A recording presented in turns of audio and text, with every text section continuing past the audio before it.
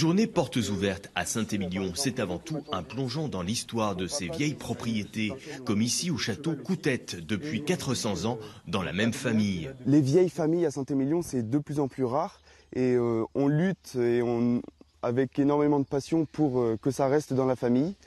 Et c'est vraiment quelque chose qui nous tient énormément à cœur. Un domaine de 16 hectares, dont 11 de vignes en bio, mené depuis l'origine, sans désherbants, sans insecticides ou pesticides de synthèse. Un domaine où l'une des plus vieilles bouteilles de Bordeaux de 1750 pleine a été retrouvée dans la terre, bouchée à l'émery. L'émery, c'est aussi une vieille expression française qui signifie être sourd comme un pot.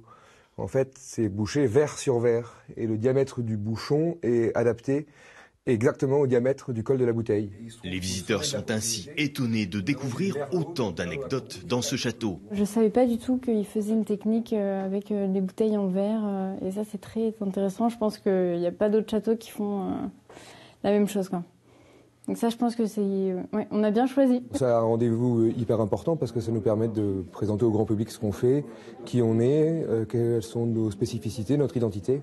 Et c'est de plus en plus, il y a de plus en plus de monde. Dans ce château également, une vieille chapelle qui l'a peut-être protégé du gel. Car en 2017, ce château Coutette est un des rares domaines à Saint-Émilion qui n'a pas gelé.